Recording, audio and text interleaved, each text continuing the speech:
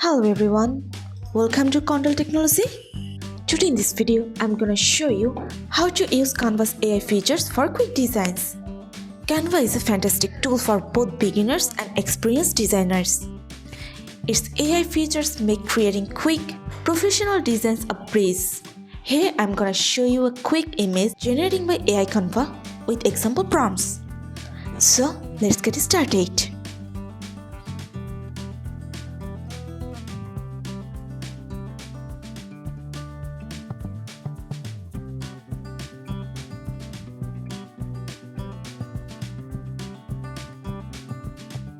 So now in the search option, here you have to put your prompts.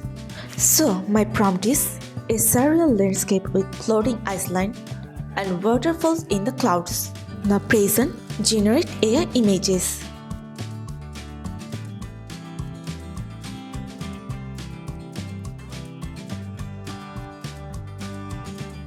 Here is your results. From here you can resize it.